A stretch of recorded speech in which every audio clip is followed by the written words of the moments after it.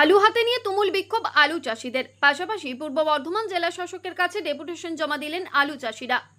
বৃষ্টিকে উপেক্ষা করেই মঙ্গলবার আলু চাষিরা তাদের বিভিন্ন দাবি দাওয়া নিয়ে বিক্ষোভে সামিল হয়েছিলেন বর্ধমানের কার্জন গেট চত্বরে। এরপরেই একটি স্মারকলিপি তুলে দেন জেলা শাসকের হাতে। প্রায় 2000 আলু চাষি এই বিক্ষোভে সামিল হয়েছিলেন।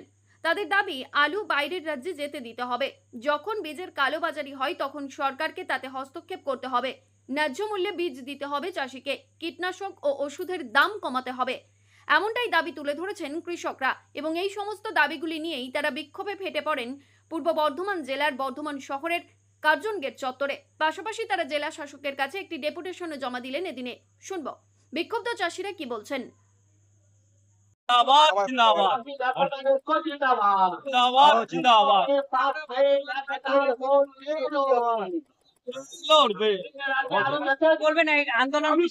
আমাদের আন্দোলন একটাই আন্দোলন, আমরা সরকারের বিরুদ্ধে নয়, সরকারের তো সব ছিল, আমরা যুক্ত শুনুন, সরকারের পক্ষে শুনুন, সরকারকে সহায়তা করেছি।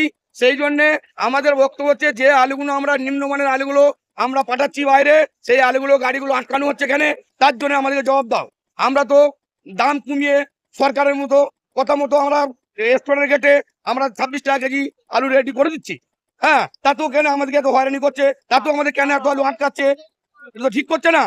আজকে তার জন্য আমাদের এই আন্দোলন।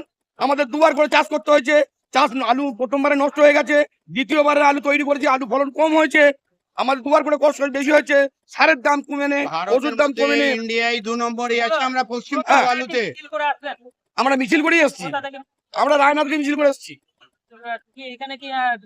আমরা ডিএম কে আটকেছে, আমাদের ডিএম এর কাছে দিচ্ছে না।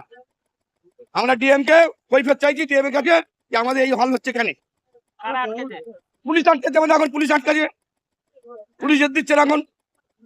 আমরা কোনো ধূর ঝামেলা করিনি, অন্যায় করিনি, আমরা তো সুস্থভাবে বলেছি যে আমরা এই জলে ভিজে ভিজে এসেছি, এত কষ্ট করে এসেছি। আমরা দীর্ঘদিনের জন্য আবার পদ করবো, টোর বন্ধ করে দেবো। হ্যাঁ, বৃহত্তর আমরা টোর খুলবো না, আমরা আলু বেচবো না, বেচা করবো না।